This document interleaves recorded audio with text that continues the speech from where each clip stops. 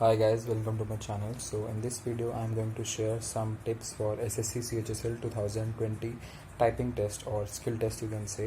So जैसा कि आप सभी को पता है कि SSC CHSL 2020 डिस्क्रिप्टिव एग्ज़ाम का रिज़ल्ट लाइक 1 या 1.5 महीने में आउट हो जाएगा and you can expect your typing till the month of June और जुलाई फर्स्ट वीक.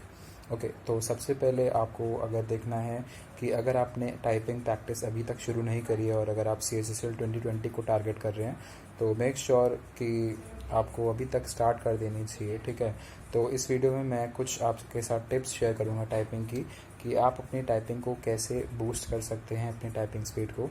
उससे पहले मैं बता दूं कि मैंने SSC CHSL 2019 का टाइपिंग टेस्ट क्वालिफाई किया था और मैंने 100% एक्यूरेसी के साथ स्किल टेस्ट क्लियर किया है. अगर आपने वो वीडियो नहीं देखी है तो मैं डिस्क्रिप्शन बॉक्स में लिंक डाल दूंगा, you can see it from there on the channel.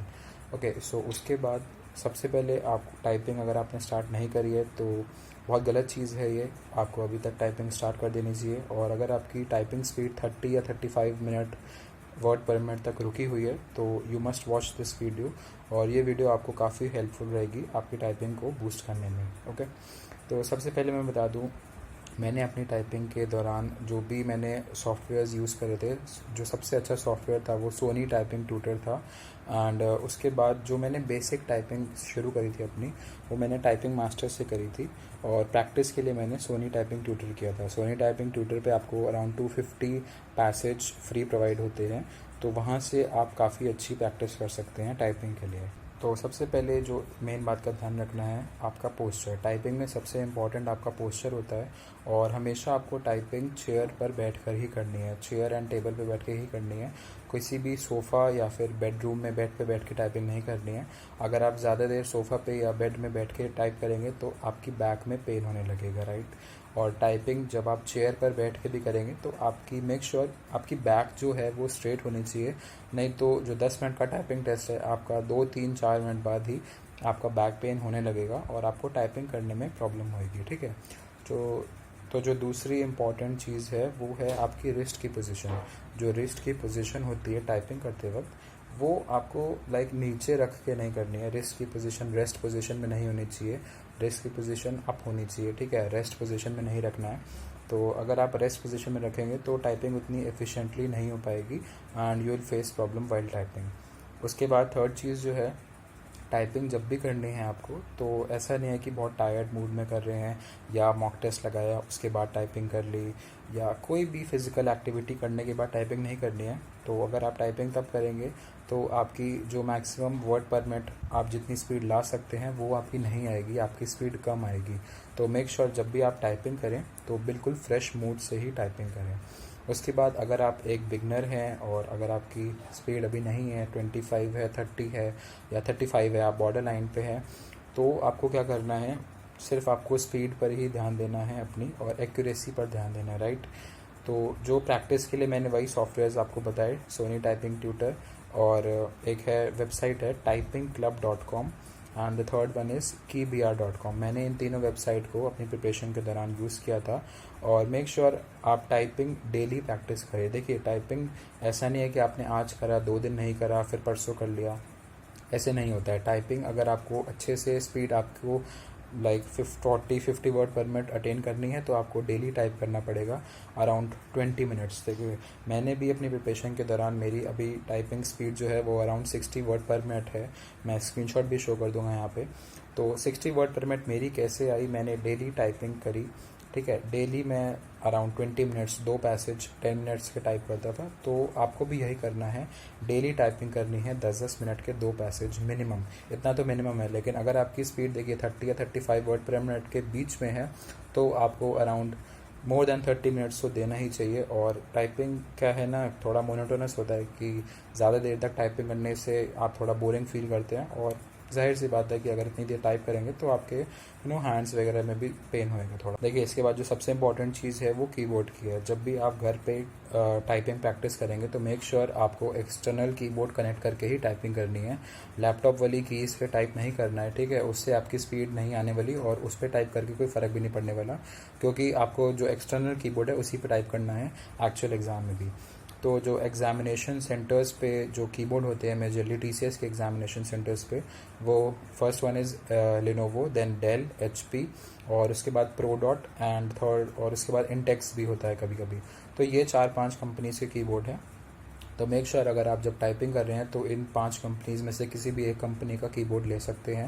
And मैंने जो अपनी प्रिपरेशन के दौरान कीबोर्ड यूज़ किया था वो 2 तरह के कीबोर्ड लिए थे मैंने, और आप भी कोशिश करिए अगर एक तो लेना ही है, 2 होते हैं तो वेल एंड गुड। क्योंकि देखिए एग्ज़ाम में अगर आपको सॉफ्ट कीबोर्ड मिल गया तो सॉफ्ट कीज़ वाला कीबोर्ड से तो सभी कर लेंगे, लेकिन अगर आपको हार्ड कीबोर्ड मिल गया, ठीक है, तो आपको थोड़ी प्रॉब्लम होगी। क्योंकि एग्जामिनेशन सेंटर्स पे भी जो कीबोर्ड्स होते हैं वो काफ़ी टाइम से पड़े रहते हैं, तो उनकी कीज़ हार्ड हो जाती है विद टाइम, ठीक है। तो जो मेरे पास है वो मैंने लिनोवो का सॉफ्ट कीज़ वाला यूज़ किया था, एंड सेकंड वन इज़ प्रोडॉट का हार्ड कीज़ वाला लिया था।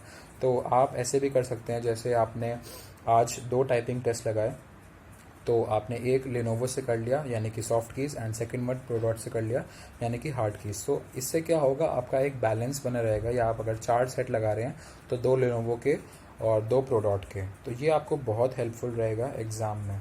उसके बाद देखिए, जब आप देखिए घर में टाइपिंग करना और वहाँ पर टाइपिंग करने में बहुत ज़्यादा फ़र्क होता है। और अगर आपने टाइपिंग टेस्ट पहले कभी नहीं दिया है, या अगर आप फर्स्ट टाइम अपीयर हो रहे हैं, तो मेक श्योर कि आप बहुत अच्छे से प्रैक्टिस करके जाएं। नहीं तो वहाँ पर क्या होगा, देखिए एग्ज़ाम प्रेशर बहुत एक अलग चीज़ होती है, घर पे बैठ के टाइप करना और वहाँ पर बहुत फ़र्क होता है, ठीक है। तो मे बी आपकी हार्ट बीट अप हो सकती है, एंड फिंगर्स ऑफ कोर्स शिवर कर सकती है वहाँ पर। मेरी भी हुई थी जब मैंने पहला टाइपिंग टेस्ट दिया था। अभी तक मैंने अराउंड 6-7-8 टाइपिंग टेस्ट दे दिए हैं।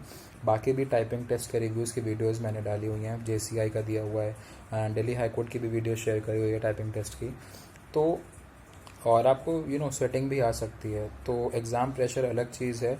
तो मेक श्योर आप बहुत अच्छे से प्रैक्टिस करके जाएं। और जब आप टाइपिंग टेस्ट स्टार्ट करेंगे उससे पहले आपको एक मॉक टाइपिंग टेस्ट होता है 10 मिनट का, उसके बाद आपको ब्रेक मिलता है 5 मिनट का, देन उसके बाद एक्चुअल टाइपिंग टेस्ट होता है। तो आपको पूरा टाइम दिया जाएगा कीबोर्ड टेस्ट करने का। तो मेक श्योर जब आपको टाइम दिया जाता है कीबोर्ड टेस्ट करने का, कीज़ चेक करने का कि हाँ सारी कीज़ काम कर रही हैं कि नहीं, तो आपको अच्छे से चेक करना है, ठीक है। तो अगर आपको कोई भी की ख़राब लगती है तो आपका कीबोर्ड उसी टाइम रिप्लेस हो जाएगा, ठीक है। और उसके बाद फिर अगर आपका कीबोर्ड ठीक है तो वेल एंड गुड, बहुत अच्छी बात है। तो जो एसएससी सीएचएसएल में जो स्पीड मांगी होती है वो 35 वर्ड पर मिनट मांगी होती है इन 10 मिनट्स, यानी कि अराउंड 1750 स्ट्रोक्स आपको कंप्लीट करने हैं। और जो इसमें एक्यूरेसी, जो मेजरली एग्जाम्स में एक्यूरेसी मांगते हैं वो वैसे 97% होती है, बट एसएससी के एग्ज़ाम में जनरल कैटेगरी के लिए अराउंड 95 या 93 होते हैं कभी कभी, और रिजर्व कैटेगरी के लिए भी 90 to 93। बट मेक श्योर जब आप घर पे टाइपिंग कर रहे हैं तो आपकी स्पीड अराउंड 98 प्लस ही रहनी चाहिए। मतलब मैं तो कहता हूँ कि 99 प्लस रहे तो वेल एंड गुड, ठीक है। तो बहुत अच्छा है अगर आपकी 100% एक्यूरेसी घर पे ही आ रही है। क्योंकि मैंने भी जब मैंने एक्चुअल एग्ज़ाम दिया था तो मेरी भी 1 या 2 मिस्टेक थी, बट थोड़ा मेरा जल्दी हो गया था एग्ज़ाम, अराउंड 6-6.5 मिनट में कंप्लीट हो गया था। तो मैंने वो अपना एक एरर ठीक कर लिया था, दैट्स वाई मेरी 100% एक्यूरेसी आई। और जितने भी कैंडिडेट्स हैं टाइपिंग टेस्ट की प्रैक्टिस कर रहे हैं, तो टीसीएस की जो वेबसाइट है आई1 डिजिटल जोन, वहाँ पर एक आपको मॉक टाइपिंग टेस्ट दिया हुआ है। वो आपको यूज़र इंटरफेस फ्रेंडली के लिए आपको काफ़ी हेल्पफुल रहेगा। आपको पता चल जाएगा कि उसका यूज़र इंटरफेस कैसा है, तो मैं उसका लिंक डिस्क्रिप्शन बॉक्स में प्रोवाइड कर दूंगा, you can see it from there, और आप उस पर एक बार ज़रूर अपना टाइपिंग प्रैक्टिस करके ही जाएं। और एक और बहुत इंपॉर्टेंट चीज़ है, काफ़ी बच्चों का डाउट था कि बैक स्पेस हम लोग दबा सकते हैं कि नहीं, लिमिटेड है या अनलिमिटेड है। देखिए एक्चुअल में क्या होता है, बैक स्पेस लिमिटेड नहीं होती है, सॉरी बैक स्पेस लिमिटेड का ऐसा कोई चक्कर नहीं है, अनलिमिटेड होती है। बट जो स्पेस बार होती है वो लिमिटेड होती है। तो आप ध्यान रखें, अगर आपको कोई भी एरर ठीक करना है तो आप बैक स्पेस ना यूज़ करके आपको एरो की यूज़ करनी है, ठीक है। अब जैसे मान लीजिए, अब जैसे मेरी जो शॉर्ट है इस पर लिखा हुआ है वैंडरलस्ट, तो मान लीजिए वैंडरलस्ट में अगर ये आर है, ये मेरा मिस हो गया और मैं टी के साइड में पहुंच गया और मैंने स्पेस बार दबा दिया, तो यहाँ से मुझे क्या करना है, बैक करना है। बैक नहीं करना है, एरो की से मैं इधर बैक आऊँगा और एल के बाद मैं आर प्रेस कर दूंगा, उसके बाद फिर एरो की से मैं टी के इस साइड आऊँगा। ये चीज़ बैक स्पेस से भी सही की जा सकती है, बट अगर आप बैक स्पेस प्रेस करेंगे तो आपकी एक स्पेस बार जो आपने वैंडरलस्ट में टी के बाद एक स्पेस दबाई है वो आपकी वेस्ट हो जाएगी। तो स्पेस बार लिमिटेड होती है, अगर आपने ये दबा दिया, ठीक ठीक है, बैक स्पेस यूज़ कर लिया तो एक स्पेस वेस्ट हो जाएगी, जिसकी वजह से जब आप पैराग्राफ पूरा टाइप कर लेंगे एग्ज़ाम में और लास्ट में पहुंचेंगे तो आपको वहाँ पे एक स्पेस बार की कमी महसूस होगी। आप स्पेस दबाएंगे, स्पेस वर्क नहीं करेगा, तो उससे आपकी फिर एक्यूरेसी पे फ़र्क पड़ेगा। और एक्यूरेसी आपको पता ही है, मैक्सिमम एक्यूरेसी लाइए एग्ज़ाम में, 100% लाइए, बहुत अच्छी बात है। नहीं तो एसएससी के एग्ज़ाम्स में 95% एक्यूरेसी जनरल कैटेगरी के लिए है, तो वेल एंड गुड। तो इसीलिए स्पेस बार लिमिटेड है, बैक स्पेस लिमिटेड नहीं। बैक स्पेस बार लिमिटेड है, बैक स्पेस आप जितनी मर्जी बार भी दबा सकते हैं, लेकिन वही है, आपको एरो की से ही कोई भी वर्ड है वो करेक्ट करना है, ठीक है। और इसके बाद देखिए, अगर आपको जैसे घर पे आप टाइपिंग प्रैक्टिस कर रहे होते हैं तो आप मेक श्योर कि अगर आप, जैसे मैं यहाँ पे स्क्रीनशॉट शेयर कर दूंगा, मैंने क्या किया था कि जो भी मैं पैसेज टाइप कर रहा हूँ सोनी टाइपिंग ट्विटर पे, उसका मैंने पैसेज नंबर लिख लिया, देन कितने की स्ट्रोक्स टाइप किए और उसके बाद जो भी स्पीड आई इतने मिनट में, ठीक है। उसके बाद जो लास्ट में एक कॉलम मैंने बनाया था रिमार्क्स का, रिमार्क्स के कॉलम्स में क्या है, देखिए जब आप टाइप करेंगे ना, जब टाइपिंग आपकी कंप्लीट हो जाएगी उसके बाद लास्ट में आपको पता चलेगा कि आपने क्या कंटेंट टाइप किया और कहाँ पर एरर हुआ है। तो जो आपका एरर वाला वर्ड है उसको ध्यान से देखिएगा कि आपकी कौन सी की में मिस्टेक हुई है। तो जिस की में मिस्टेक हुई है उस की को आप रिमार्क्स में लिख लीजिए। और एक वेबसाइट है keybr.com, keybr.com में आप जब जाएंगे तो आप इसमें पर्टिकुलर कीज़ की प्रैक्टिस कर सकते हैं। ये बहुत आपको हेल्पफुल रहेगा। कोई भी कॉमन कीज़, जैसे जो बहुत नियर कीज़ होती है, RNT हो गया, QW हो गया, ठीक है, CX हो गया, BV हो गया, NM हो गया, तो ये कीज़ जो है, ये कई बार मेरे से भी मिस्टेक होती थी स्टार्टिंग में, अब नहीं होती है। तो ये आपको बहुत हेल्पफुल करेगा, आप पर्टिकुलर कीज़ की प्रैक्टिस करेंगे तो, ठीक है। और आप ऐसे रिकॉर्ड मेंटेन करते जाएंगे टाइपिंग का, तो इससे आपको एक मोटिवेशन भी मिलेगा, पता चलेगा कि आपकी speed day by day increase हो रही है, कितनी इंक्रीज़ हो रही है, या एक्यूरेसी कितनी घट रही है, बढ़ रही है।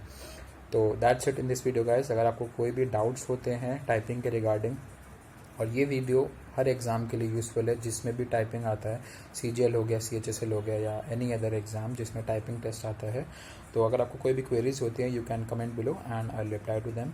और that's it in this video guys. और आपको जैसा कि पता ही है कि CGL का एग्ज़ाम ओवर हो गया है, देन 1 वीक बाद उसकी आंसर की आउट होगी। तो जितने भी CGL वाले एस्पिरेंट्स हैं वो भी मेंस में लग जाइए, और RRB NTPC का भी मेंस आ रहा है। So wish you all the best guys for CHSL 2021 also, और 2020 के लिए टाइपिंग करते रहिए। That's it in this video guys, thank you so much.